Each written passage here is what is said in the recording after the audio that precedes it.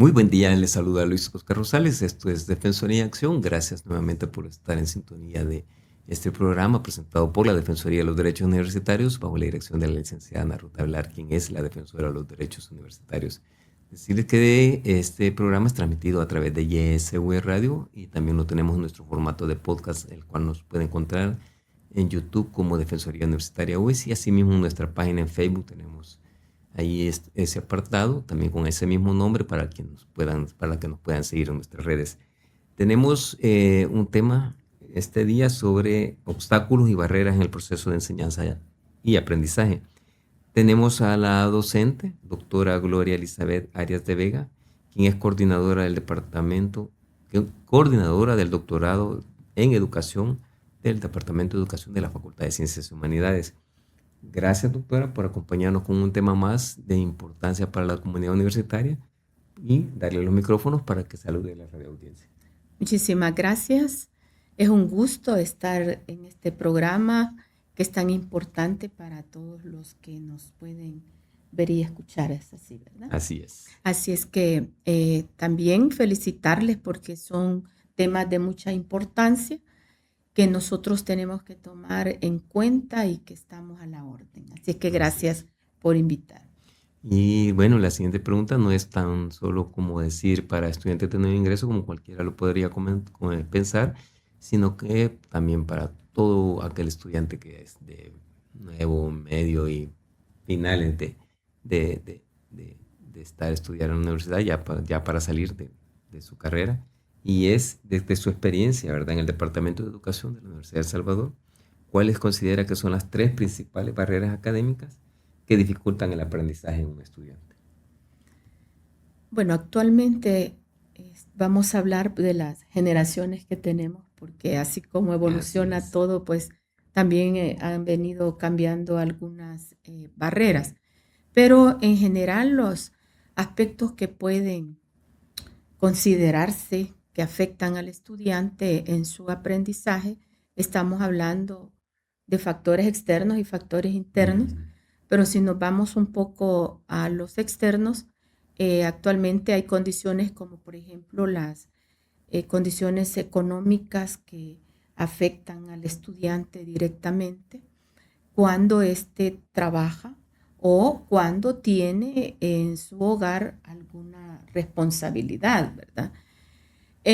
¿Por qué afecta eso el aprendizaje? Estamos hablando, digamos, de una barrera. La parte económica es determinante para otros factores. El hecho de que el estudiante pueda tener sus dispositivos, que los estudiantes puedan tener acceso digamos, a revisar cuestiones científicas. En el caso ahora que se tiene la IA, que tiene que verse como un buen recurso, si se sabe utilizar. Pero si el estudiante económicamente puede verse limitado, digamos que esa puede ser una barrera en el caso de poder accesar a este tipo de dispositivos. Pero también hay otras barreras. Hay otras barreras que estamos hablando, por ejemplo, digamos, en la parte de ya estudiando, que serían los factores internos. El estudiante pues todavía no se logra nivelar después de la pandemia, que el estudiante tenga hábitos de estudio, de lectura, que desarrolle esa capacidad de análisis de cuando venía de la formación presencial. Quierase o no, a nosotros como docentes, pues también para nosotros fue una limitante el hecho de que los estudiantes tuviesen esa formación porque los programas pues no estaban preparados para eso. Sí. Era más una atención virtual. Entonces, no se quiere desmeritar la capacidad del estudiante, sino las condiciones en que la recibió y eso repercute ya en el nivel superior. Los conocimientos previos, que se puede ver como una barrera que el estudiante tiene, hasta el momento han venido siendo un poco menos que los que traían Sí. las generaciones anteriores. Como mencionaba, esa falta de hábitos de lectura, la capacidad de análisis, los niveles de comprensión que el estudiante tiene que tener más, y se ven estas dificultades cuando ya está en el hacer al nivel superior. Sin embargo, los estudiantes entran con sus habilidades, sus conocimientos, pero ese traslape de lo que es el nivel de educación media para el nivel superior, curricularmente no está preparado. Y ellos sienten, digamos, ese corte de cómo venían y qué es lo que les espera en el mundo universitario. Sí. Hay más exigencia. Entonces, esas barreras que no solo son económicas, pueden ser barreras tecnológicas, barreras de conocimientos previos. Puede ser también que dentro de la universidad hayan algunas barreras, como el hecho de que haga falta algún equipo, ¿verdad? Porque depende de la naturaleza de las carreras para que esto funcione, las competencias de los estudiantes se desarrollen mejor. Y hay una barrera que poco se toca, pero es muy importante, y es la parte psicosocial. Cómo viene el estudiante de fuera, cómo se desempeña dentro de las instituciones. Voy a hablar de educación superior, no solamente de universidad, sino que eso se da en el nivel superior, que el estudiante llega emocionalmente, llega menos seguro. A veces hay inseguridad, hay duda, muchas veces está desmotivado, considera que tiene que esperar tanto y que para el mundo laboral hay dificultades para insertarse. Y ahora pues la moda opta por ser influencer, generador de contenidos, ¿no? Que considera que eso es más fácil y que pues va a obtener recursos rápidamente. Pero esto también incide en el aprendizaje. No podemos ver solo metodologías, porque también hay que agregar la capacidad que puede tener el docente para trabajar con este estudiante que trae ya algunas barreras sobre las que hay que apoyarle, y las condiciones que pueden darse dentro de la institución para desarrollar el proceso. ¿Cómo influyen estas famosas barreras emocionales y la salud mental en el desempeño académico de los estudiantes? En realidad, la parte de la salud mental es determinante para todo. Ahí está la clave. Prácticamente un estudiante intelectualmente puede tener un coeficiente muy alto, pero si no hay un equilibrio emocional, la parte emocional definitivamente es como la columna para que pueda generar todo un proceso más seguro, ¿verdad? El estudiante emocionalmente tendría que estar bien con el acompañamiento de su familia, el acompañamiento que pueda tener de la institución, digamos, en el caso de las instituciones de educación superior. Tiene que sentirse seguro, tiene que tener, hay problemas en algunos de autoestima, de autoconcepto, o el estudiante viene estresado, sí. Viene en condiciones que no son favorables a veces para el aprendizaje. Entonces, los factores que rodean todo lo que puede incidir en que el estudiante evolucione en su aprendizaje son muchos. Sí, muchos. Pero un estudiante podría tener alguna barrera, podría tener alguna condición que podría también superarla si emocionalmente está bien. O puede ser lo contrario, tener todas las mejores condiciones, pero emocionalmente no estarlo. Pero ¿quiénes son los culpables y qué hacer en la educación superior? El trabajo aún de un universitario no es solo de los docentes, también es parte del estudiante, de su familia y lo que el medio le va a dar, ¿verdad? La misma sociedad. Pero en lo que sería lo que sería exclusivamente en el proceso, quiere decir que al estudiante hay que acompañarlo también a desarrollar esas competencias socioemocionales que mucho se mencionan, a trabajar para que el aprendizaje también sea más efectivo, a trabajar con las competencias blandas, ¿verdad? Que estamos hablando de toda la parte emocional, de toda la parte psicológica, sí, que va a fortalecer al estudiante. Este proceso de enseñanza y aprendizaje también es afectado por las deficiencias de infraestructura y recursos tecnológicos. También son otra barrera, ¿verdad? Puede ser una barrera. Por ejemplo, cuando las condiciones en la universidad no existe, digamos, el espacio adecuado, cuando estamos hablando del aprendizaje, se tiene que desarrollar un aprendizaje en las mejores condiciones pedagógicas, en las mejores condiciones didácticas.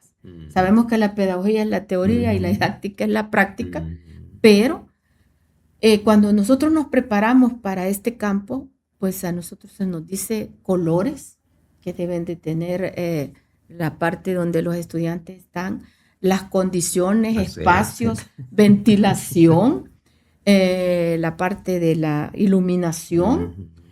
Y si una institución, si sus condiciones no son las mejores, pues va a haber problema. Se ha tenido el caso, la Universidad de El Salvador lamentablemente ha tenido condiciones económicas muy limitadas que han afectado al estudiante, porque son números de estudiantes, digamos en un auditorio, sí, ¿cuántos estudiantes van a recibir una clase? Si en un aula está diseñada para 50, pero los grupos son mayores, sí, ¿verdad? Porque necesitan ese horario, o los pupitres no están en las mejores condiciones, pues lógicamente también. Entonces la parte de infraestructura, lo que sería equipo, mobiliario, si hablamos de los laboratorios, estamos hablando de la naturaleza que pueda tener cada una de las carreras, sí, y todos los recursos que puede implicar esto en el área de medicina, sí, en el área de toda la parte de ciencias, cuánto tendríamos que tener, cuánto necesita la universidad para responder ¿a quién? A los estudiantes y poder desarrollar mejor el aprendizaje, que esté equipado, que tenga todo el equipo tecnológico, que tenga equipo para lo que es la parte de la simulación, sí, en el aprendizaje, porque en estos niveles se trabaja así, bastante, ¿verdad? También las dificultades que ha observado en los estudiantes respecto a metodologías de enseñanza y evaluación que no se adaptan a las necesidades del aprendizaje. En cuanto a eso, en realidad el personal docente necesita hace todo su esfuerzo, pero así como hemos venido evolucionando en la tecnología, ahora estamos hablando de metodologías activas, estamos hablando del enfoque dual que viene, que ya está, del trabajo que se hace pedagógico, estamos comprometidos en esto y por lo tanto tenemos también que evolucionar en las formas de cómo nosotros trabajamos metodológicamente y cómo se evalúa. Ese es uno de los problemas. Por cierto, estoy trabajando una investigación en evaluación porque es una de las dificultades y quizá adelantarme un poco a los resultados. Lo he hecho para el nivel superior. Oh, bueno. Independientemente de quienes han contestado en las universidades, su problema es la evaluación. Entonces, ¿qué sucede? Si nosotros tenemos viejas prácticas de evaluación y que nos vamos a dedicar más a pruebas objetivas, Sí. más que a evaluar competencias, ¿verdad? Porque cuando evaluamos competencias, evaluamos desempeños, evaluamos actitudes, habilidades, capacidades, evaluamos lo que el estudiante pueda demostrar, evaluamos aportes concretos, pero si nos vamos a una prueba objetiva, no estamos correspondiendo a lo que en realidad metodológicamente hemos dado. Y las prácticas de evaluación se tienen que trabajar mucho. El docente tiene que actualizarse independientemente del nivel. ¿Cómo vamos a evaluar si estamos trabajando, digamos, con una modalidad híbrida? ¿Cómo vamos a evaluar? Sí. Si es presencial, quizás nos facilitaría más. Sí. O si la carrera es en línea, también hay un proceso de evaluación. Pero, ¿qué sucede con el aprendizaje? ¿Cómo evaluamos el aprendizaje? ¿Lo vamos a evaluar solo a nivel teórico o vamos a evaluar la demostración de lo que ha aprendido? Y para eso hay técnicas. Y es ahí donde se ve que existe una debilidad y se tienen que buscar oportunidades de mejora para superar esto. Porque según los datos, lo que revelan es que la forma de evaluación, el estudiante siente que no se le está valorando el aprendizaje, que muchas veces se le está evaluando más el conocimiento, que porque cuando hay aprendizaje cuando el estudiante demuestra que puede hacer según lo que se le esté formando. Allí va a haber aprendizaje. Llegar solo al primer nivel, que solamente es explorar el nivel de conocimiento, estamos hablando de explorar principios, teorías, pero no llegar a que él demuestre. No es lo mismo que un estudiante de medicina se memorice un protocolo para hacer una cirugía a que la haga, ¿verdad? Entonces, las formas de evaluación podríamos caer los docentes si no estamos preparados hasta en una ilegalidad, hasta en una injusticia con el estudiante. Y el estudiante también tiene que saber cuáles son las formas de evaluación para no solicitar que se le evalúe como ellos consideran, sino que sea un proceso. Y ahí es donde en la parte de evaluación viene lo que se tiene que trabajar en las políticas, en las normativas, toda la base legal y curricular. Los docentes tenemos que estar siempre en la vanguardia con los procesos, los estudiantes enterados de sus derechos y de sus deberes y trabajar para buscar en sí ese proceso de aprendizaje, esas competencias que se quieren desarrollar, esas capacidades que ellos van a tener en el campo laboral, ya sea como empleados o empleadores, porque algunos pues llevan esa visión. Al inicio de la entrevista usted nos hablaba de ese traslape de estudiantes de bachillerato hacia la universidad, ¿verdad? Que hay una dificultad en ese tema. Bueno, la misma universidad también ya lo vio con nuevos planes curriculares, etc. Hay todo eso de por medio. En su opinión, ¿qué papel juegan las brechas de formación previa con las que ingresan los estudiantes desde la educación media? Sí, fíjese que eso juega un papel importante y determinante, porque en realidad, bueno, yo he trabajado en todos los niveles educativos, trabajé 13 años en educación media y estando acá en la universidad también y en educación media, yo comparaba de que ese salto que ellos dan de media para educación superior, pues no tiene ese puente. Como que siempre ha sido así. ¿Verdad? Sí, ese puente que haga, digamos, la preparación porque no puede verse la universidad como un mundo totalmente distinto. Ellos tendrían que venir con entusiasmo, con seguridad y no con los temores que muchas veces se les infunden, ¿verdad?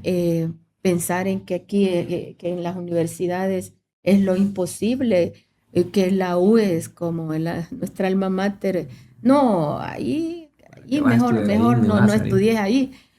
Pero ¿por qué no? Ujú, ¿Verdad? Pero esa preparación, esa inducción se les tiene que dar, pero no es solo hablarles y orientarles, es ujú, prepararles emocionalmente. Ahí no llega otra vez la parte emocional y ellos importante. tendrían que venir como muy contentos para este nivel.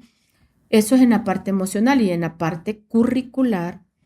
eh, por supuesto que en algún momento podría darse. Hay países en que ellos ven como una grada más, Sí. como un reto más, Ujú, pero que llevan ya, digamos, una secuencia de su formación y que es coherente el currículo con lo que ellos han visto y se han desarrollado en educación media y lo que viene para acá. sí. Y nosotros comenzar acá en los primeros niveles, retomándolo, por supuesto, ¿verdad? Lo de media en lo que serían las asignaturas básicas, ¿verdad? Porque ya lo demás, pues, Sí. son competencias específicas de especialidad.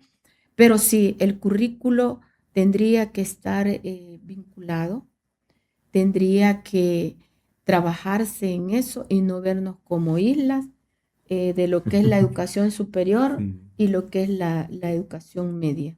Bueno, ¿Sí? también saber si ha identificado, ¿verdad? Barreras relacionadas con discriminación, acoso o violencia dentro del entorno universitario que afecten el aprendizaje y principalmente cómo lo han abordado, cómo lo aborda usted.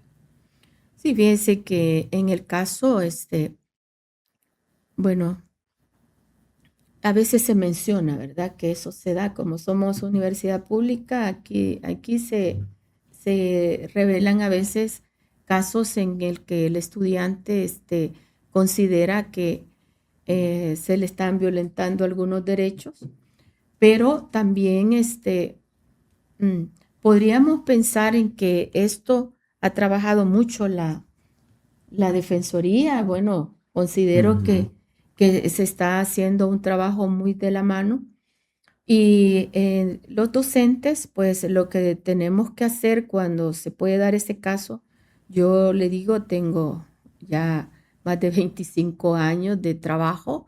Gracias a Dios, nunca me ha llegado una, eh, digamos, queja de ese tipo, de que les estén discriminando, acosando. discriminando o acosando.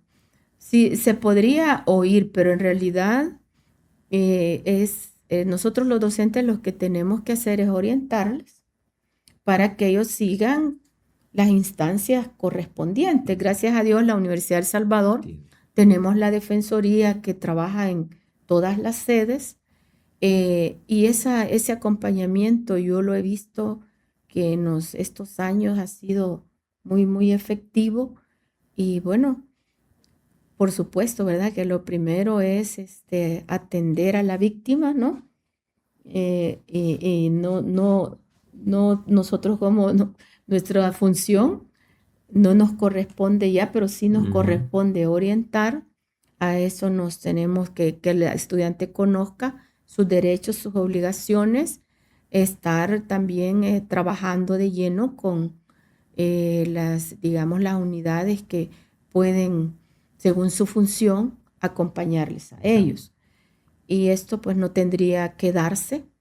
eh, no podemos negar que a veces escucha, ¿verdad? Que el estudiante dice, bueno, el profesor me habló fuerte y me está sí, ofendiendo, sí, ¿verdad? sí, sí. O yo considero que lo que me dijo es un acoso, pero eso ni un docente no lo puede señalar así mientras nosotros no tengamos, digamos, un proceso en el que se le investigue al estudiante o pueda investigársele también al docente. Así es Sí. que Bueno, es que yo eso, no he vivido no es he que eso vivido también eso, ¿verdad? tiene que ver, como usted decía al principio, con las nuevas generaciones.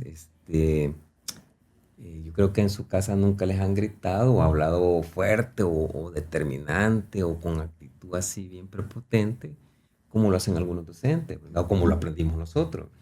Entonces, porque nosotros veníamos acostumbrados de un abuelo regañón, de un abuelo que hacía, y Sí, sí, veníamos aquí a la sí, universidad Y eso lo mirábamos normal, ¿verdad? Que Sí, un docente sí. le llamara, bueno, ¿y vos has venido a estudiar o qué? ¿O te salís? Entonces uno, vaya, Sí, sí. te achicaron, o no, un cipote le Se habla siente así, ofendido. sí, sí, Sí, se tal. siente ofendido. Ujú, Pero igual nuestra función, pues, no es llegar a irrespetar, ¿verdad? ujú, A los estudiantes, ni tampoco ellos tienen el derecho de hacerlo. Es un respeto exactamente. mutuo y para eso, pues, tenemos que analizar con ellos todos sus derechos, sus obligaciones, como lo mencionaba, las instancias que están respondiendo y acompañando ante esto. Y pues no todo lo que se dice es violencia a veces, ¿verdad? Exactamente. Ujú. Pero para eso, pues, existen los mecanismos legales. Doctora, también saber de esos obstáculos administrativos o burocráticos que considera que entorpecen el proceso formativo de los estudiantes de la universidad. Bueno, en este caso, en nuestra universidad está superando algunas situaciones para Bastante. mejorar. Eh, si no, nos hemos acreditado y se está trabajando en, digamos, en las facultades queriendo mejorar los horarios, porque una de las dificultades que se ha tenido es la atención para con los estudiantes de horarios. El Mm, estudiante que estudia en la tarde, pues podría venir en la mañana, pero si trabaja tendría que haber también otra apertura, ¿no?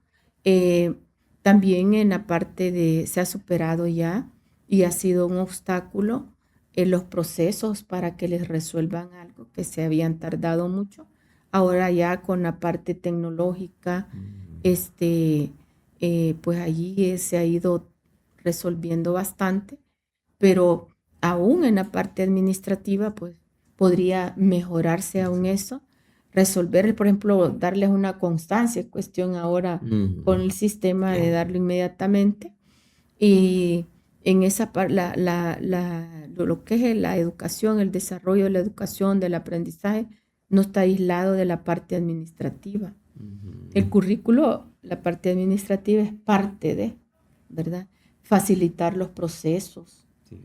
Eh, Creo que en esto sí, sé que se está trabajando y se necesita más, por ejemplo, un cambio de carrera Ujú. en Sí. la parte administrativa y en la parte docente que se trabaja rápido, podría hacerse en menos tiempo de Ujú. lo que, porque a veces pasa el estudiante casi un ciclo y Sí, todavía sí. no hay un Porque por acuerdo. eso todavía existe la modalidad de Sí, estudiante sí, oyente. exacto, existe eso y eso tiene que reducirse.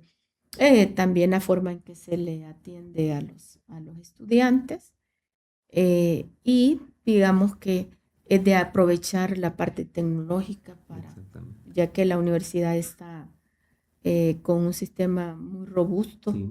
pues también es de aprovecharlo. Y también tenemos cosas súper buenas, como yo le Claro, digo a muchos, no, ya no es como antes los procesos de graduación, hoy cada mes hay cada graduados, le mes. digo, antes que, Se ha superado mucho en sí, eso.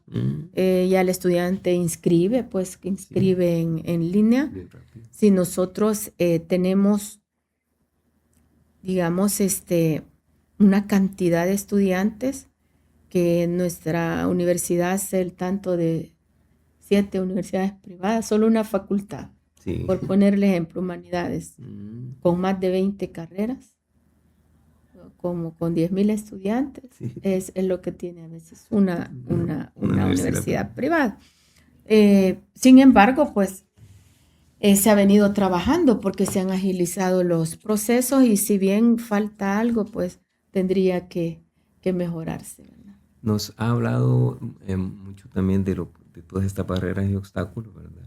Desde su rol de docente, ¿qué estrategias ha implementado o recomendaría para reducir todas estas barreras y obstáculos? Bueno, nosotros como docentes nos vemos limitados en algunos aspectos. Por ejemplo, si fuese la parte administrativa, esto depende mucho de las Ujú. autoridades. Más sin embargo, estamos en la obligación de sugerirlo, ¿verdad? Exacto. Eh, pero en lo demás, como docente, tenemos que actualizarnos, en la parte metodológica, en la parte de evaluación, en el uso de, digamos, de la IA actualmente, Sí. porque es un recurso valioso y no temer a que el estudiante, por ejemplo, nos va a, Lo utilizan nos en va su a contra. engañar. Así a veces Sí. uno dice, no, es que sí es cierto, se le pide a la inteligencia artificial que nos haga, que nos haga un ensayo y lo hace. Pero ya también existen formas en las que nosotros podemos comprobar Sí. eso. Y todo depende también de cómo evaluamos. Porque si no, yo voy a evaluar el documento que se hizo, quizás esto solo le dé un 10% de lo que se hizo. Pero voy a evaluar el contenido y no necesariamente de lo escrito, sino la relación de esto con el dominio que puede tener el estudiante. Ujú. Entonces, allí, Ahí. cómo el estudiante esto lo contextualiza ya en su mundo, Ujú. digamos, en su parte, en su carrera, y relacionar esto, porque no tiene el valor de, ahora ya no va a tener el mismo Sí. porcentaje lo que ha escrito, sino con, que lo demuestre, que lo haga, que lo explique, que lo analice, que lo plantee, que resuelva algo que aquí dice. Entonces, la forma de evaluar.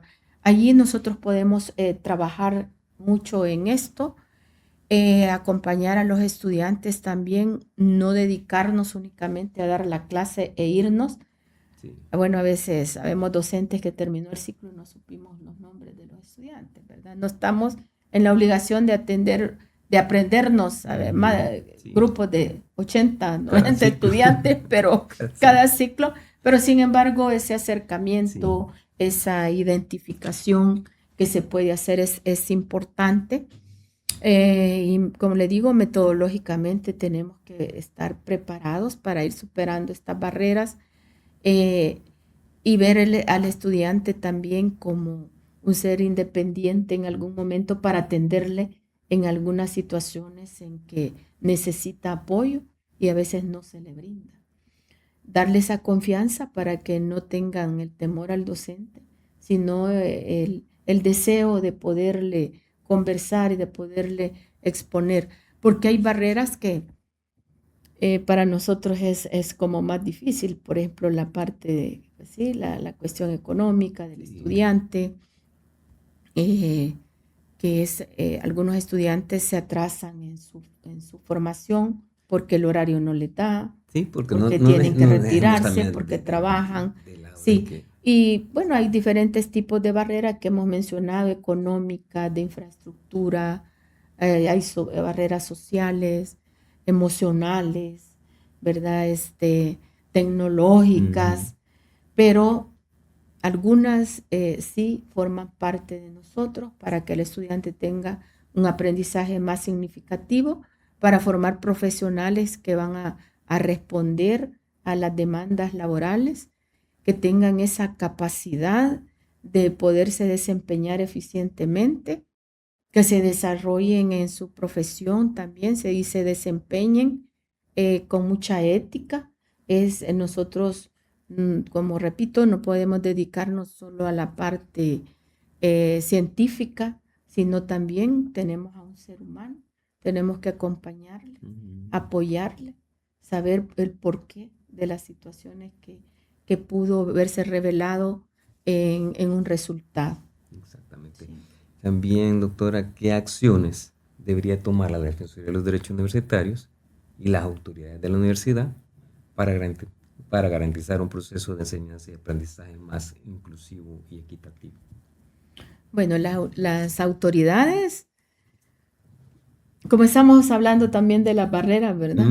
Las autoridades, ellos hacen su gestión y tienen que seguir luchando para que nuestra universidad tenga esa parte económica que nos pertenece como Que nos sigue universidad haciendo falta. pública y que nos está haciendo sufrir desde ya hace ratos. Digamos, no hablo de docentes, estoy hablando de comunidad universitaria y especialmente a los estudiantes.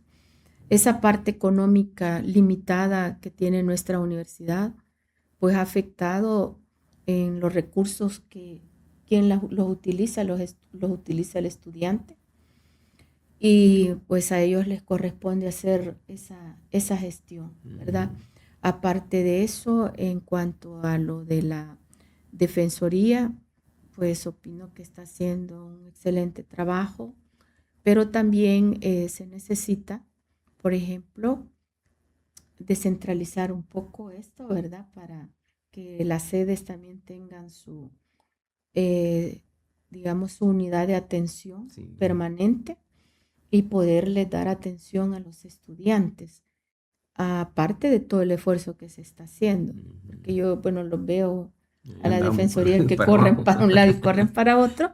Entonces, esto también tiene que ver, digamos, las autoridades para poder ir apoyando, siempre y cuando pues también se tenga el recurso. Una vez la Defensoría tenga más personal, tenga más equipo tecnológico, tenga las condiciones, los estudiantes se van a ver más acompañados. No creer que solo es un lugar de quejas, no, que dan acompañamiento y que esto puede contribuir también a que haya un trabajo para el docente y para el estudiante que contribuya a su aprendizaje, ¿verdad? Así es que, bueno, el apoyo y tiene que trabajar en equipo con la Defensoría, ¿verdad? Que es las funciones que se tienen que cumplir, fortalecerlos más en beneficio de los estudiantes. Exactamente. Bueno, Así doctora de Vega, se nos acabó el tiempo, se nos acabó bueno, muchas gracias a ustedes. esta entretenida entrevista, ¿verdad? Que tuvo que ver con obstáculos y barreras en el proceso de enseñanza-aprendizaje. Nada más pedirle sus palabras de despedida y un mensaje para la comunidad universitaria. Bueno, muchas gracias. Sí, decirles que, bueno, como un país que no es del primer mundo, no somos del primer mundo, ¿verdad? No tenemos todas las condiciones, pero sí, a pesar de las limitantes que se puedan tener, hay barreras que con el apoyo de los docentes, de los administrativos, por supuesto, de las autoridades, se pueden ir superando.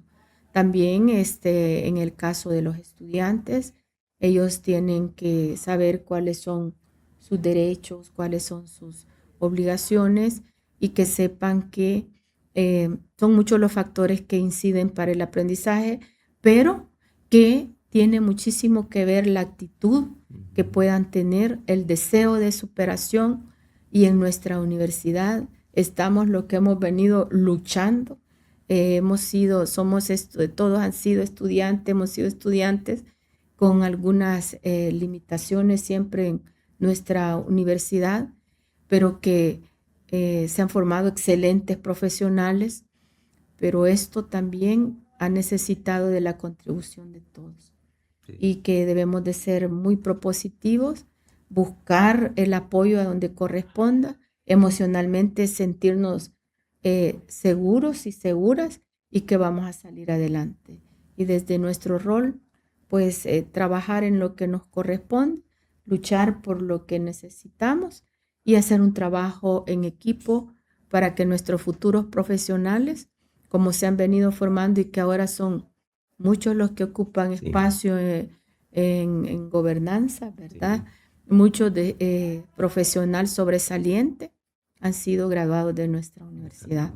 Una muestra del esfuerzo y de la calidad de lo que han recibido, gracias a los mismos estudiantes por su sacrificio y a los docentes que han trabajado en esto y que debemos de superar las barreras que están dentro de nuestras posibilidades.